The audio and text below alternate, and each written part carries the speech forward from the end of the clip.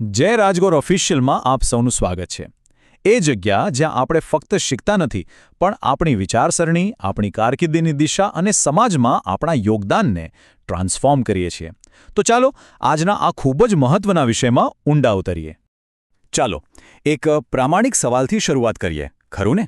આપણામાંથી કેટલા લોકોએ મોક ઇન્ટરવ્યૂ આપ્યા પછી મનમાં એવું વિચાર્યું છે કે અરે સર, એકચ્યુઅલ ઇન્ટરવ્યૂમાં તો બધું અલગ જ હશે?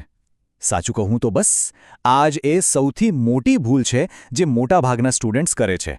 મને હજી પણ યાદ છે પ્લેસમેન્ટ રૂમનો એક કિસ્સો. એક ફાઇનલ યરનો સ્ટુડન્ટ મોક ઇન્ટરવ્યૂ માટે આવ્યો. પેપર પર તો બધું જ પરફેક્ટ હતું, રેઝ્યુમે એકદમ સારો, ટેકનિકલ નોલેજ પણ જબરદસ્ત. પણ જેવો મોક શરૂ થયો, આઈ કોન્ટેક્ટ સાવ વીક. જવાબોમાં એટલી ઉતાવળ કે જાણે ટ્રેન છૂટી જતી હોય. અને હા, દરેક વાક્યમાં એકચ્યુઅલી અને બેઝિકલી તો ખરું જ. અને જેવું એની કોઈ નબળાઈ વિશે પૂછ્યું, તરત જ એ ડિફેન્સિવ થઈ ગયો. જ્યારે સેશન પૂરું થયું, મેં એને શાંતિથી પૂછ્યું, આ બધી બાબતો પર તારું ધ્યાન ગયું? અને એનો જવાબ શું હતો ખબર છે? સર, મને તો ખબર જ ન પડી. બસ મિત્રો, આ જ છે મોક ઇન્ટરવ્યૂની અસલી તાકાત. મોક ઇન્ટરવ્યૂ એક અરીસા જેવું કામ કરે છે. એ આપણને એ બધું જ બતાવે છે જે આપણે જાતે નથી જોઈ શકતા. એટલે સમજો, આ કોઈ હળવી પ્રેક્ટિસ નથી. હા તો છે રિયાલિટી માટેનું એક સિરિયસ રિહર્સલ. અને આ નાનકડો જે ફરક છે ને સમજવાણમાં, એ જ આખી ગેમ બદલી નાખે છે. તો ચાલો આ આખી વાતને આપણે 4 ભાગમાં સમજીએ. પહેલા, રિયાલિટી માટે રિહર્સલ કેમ જરૂરી છે. બીજું, મોક પછી રિફ્લેક્ટ અને ઇમ્પ્રૂવ કેવી રીતે કરવું. ત્રીજું, પ્રેક્ટિકલ તૈયારી એટલે શું. અને છેલ્લે, તમારા બધા માટે એક એક્શન ચેલેન્જ પણ છે. તો વાત કરીએ પહેલા ભાગની. એક સારો મોક ઇન્ટરવ્યૂ કેવો હોવો જોઈએ? એવો જેમાં તમને એકચ્યુઅલ ઇન્ટરવ્યૂ જેવું જ પ્રેશર ફીલ થાય. જો મોક ઇન્ટરવ્યૂ એકદમ સહેલો લાગતો હોય ને, તો સમજી લેજો કે એ બરાબર નથી. એક રિયલ સિમ્યુલેશનમાં બધું જ હોવું જોઈએ. પ્રોપર ફોર્મલ સેટિંગ, એવા સવાલો જેની તમે અપેક્ષા ન રાખી હોય, ક્રોસ ક્વેશ્ચનિંગ, અને હા, ટાઈમનું પ્રેશર પણ.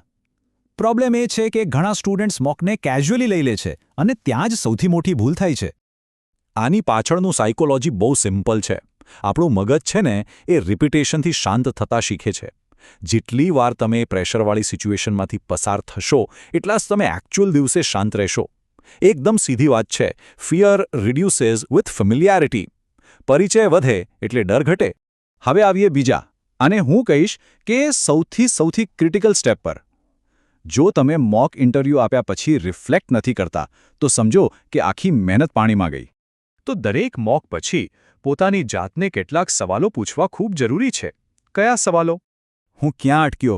મારો કયો જવાબ ક્લિયર નહોતો? શું મેં સવાલ બરાબર સાંભળ્યો હતો? અને મારી બોડી લેંગ્વેજ એ કેવી હતી? આ બધા જ સવાલો પૂછો.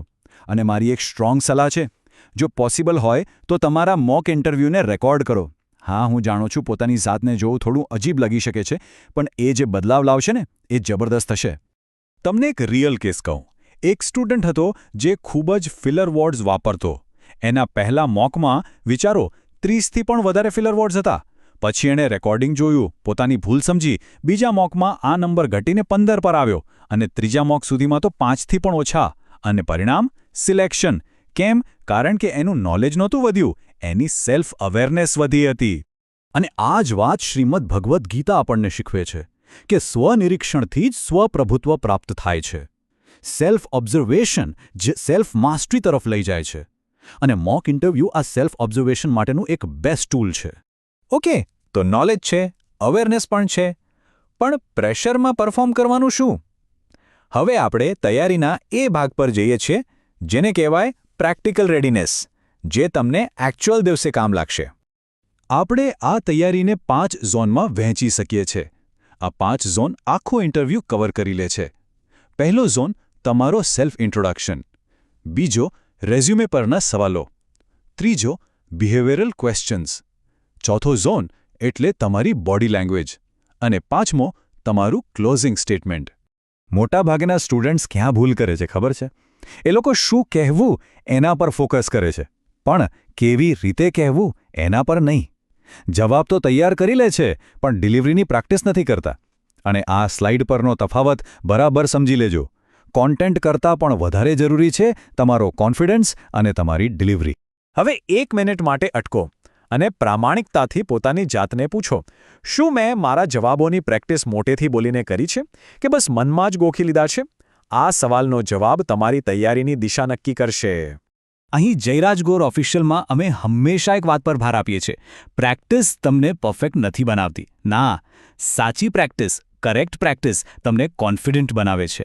અને ઇન્ટરવ્યૂમાં પરફેક્શન નહીં, કોન્ફિડન્સ જ કામ લાગે છે.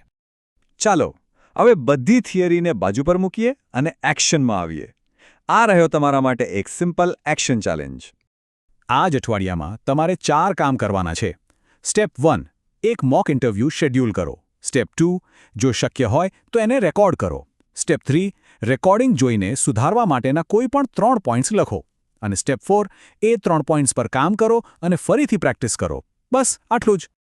અને એક નિયમ બનાવી લો, તમારો જે પણ ફાઇનલ ઇન્ટરવ્યૂ હોય એની પહેલાં ઓછામાં ઓછા 3 મોક ઇન્ટરવ્યૂ આપવાના છે. 3. આ નંબર યાદ રાખી લેજો.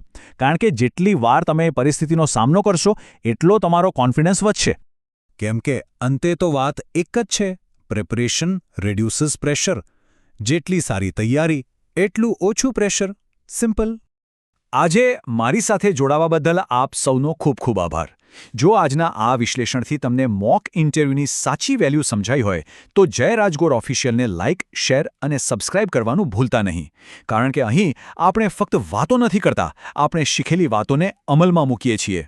તો યાદ રાખજો, તમારો નેક્સ્ટ મોક ઇન્ટરવ્યૂ એ માત્ર એક પ્રેક્ટિસ નથી, એ તમારી સફળતાના દરવાજાની ચાવી છે.